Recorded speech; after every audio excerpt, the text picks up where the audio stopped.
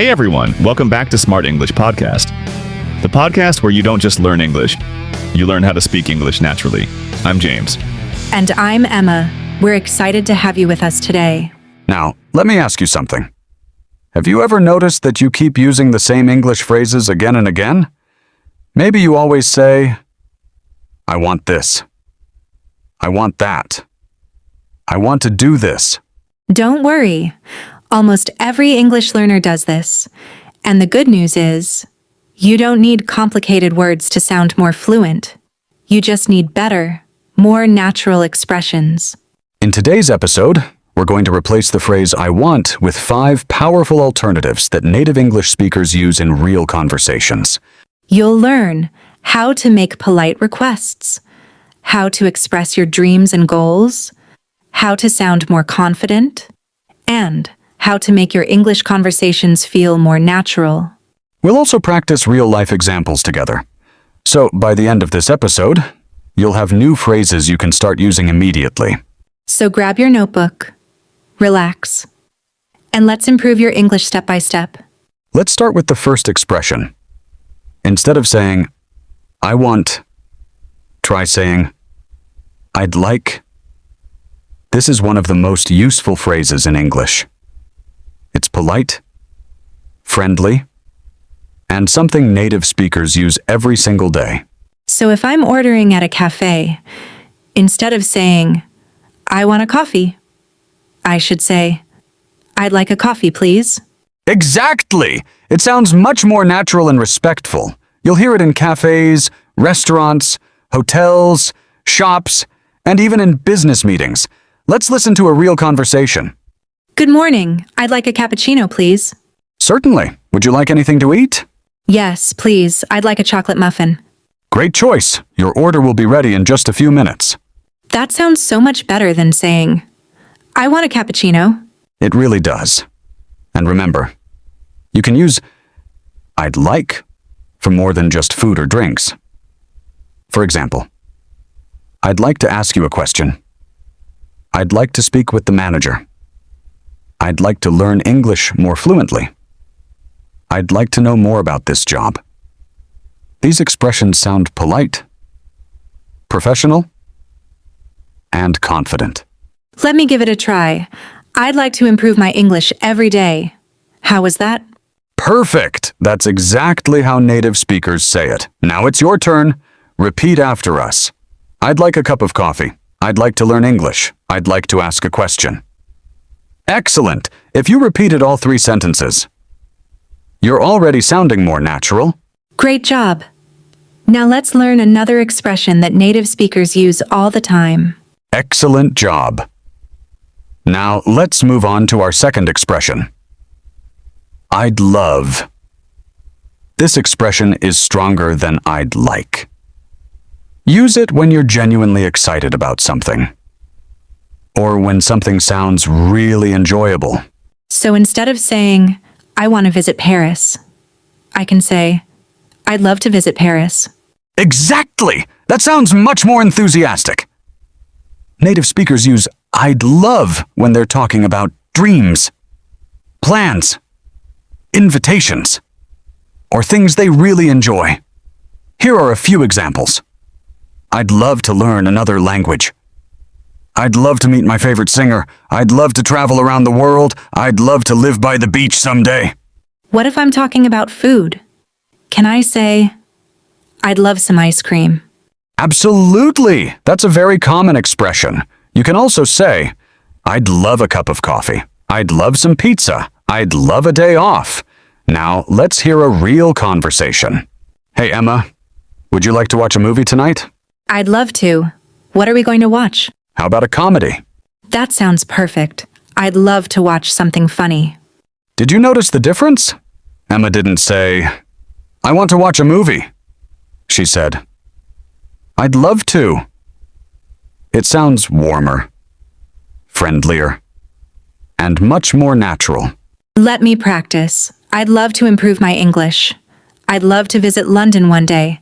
I'd love a cup of hot coffee right now. How did I do? Perfect. Those all sound exactly like something a native speaker would say. Now it's your turn. Repeat after us. I'd love to travel around the world. I'd love to learn English fluently. I'd love a piece of chocolate cake. Fantastic. You're doing an amazing job. Ready for another useful expression?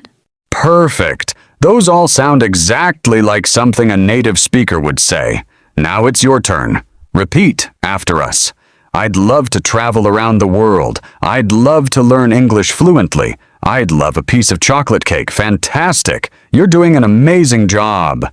So instead of saying, I want a new job, I should say, I'm looking for a new job. Exactly. That sounds much more natural.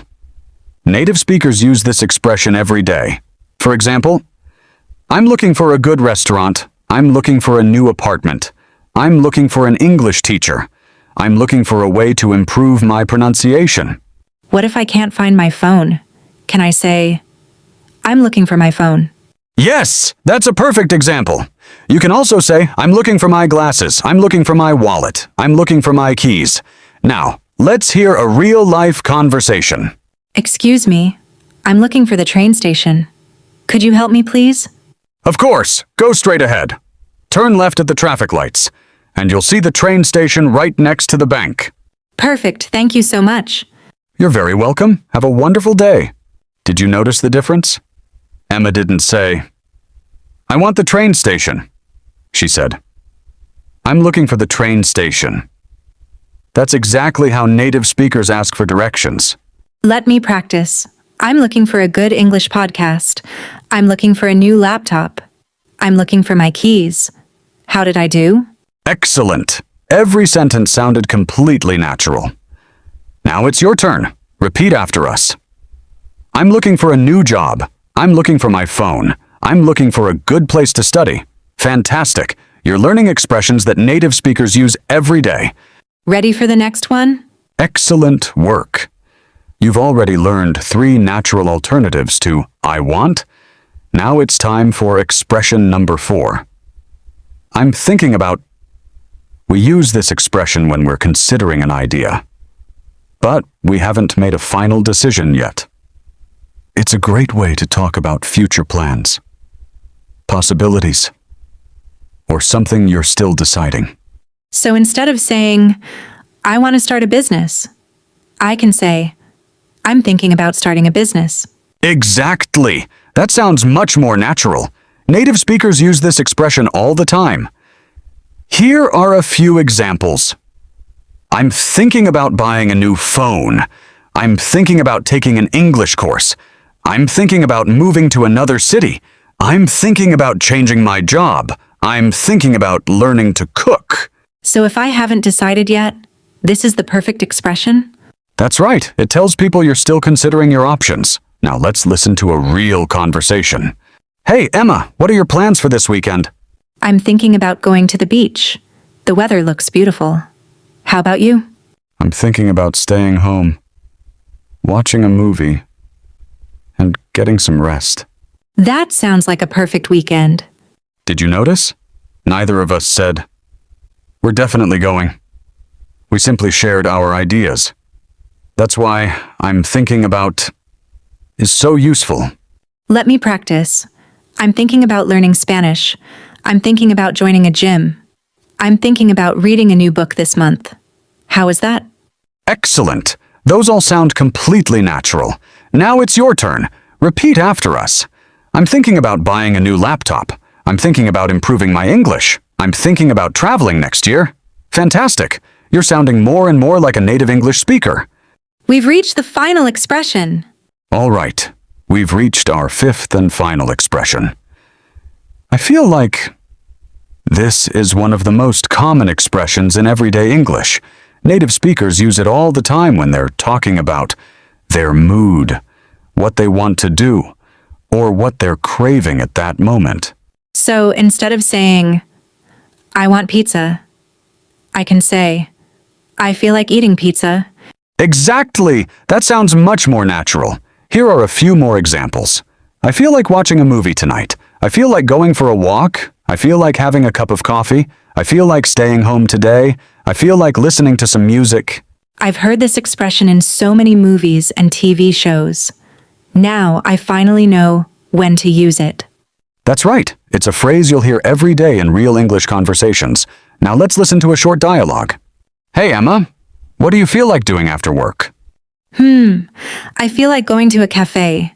Maybe we can grab a coffee and chat for a while.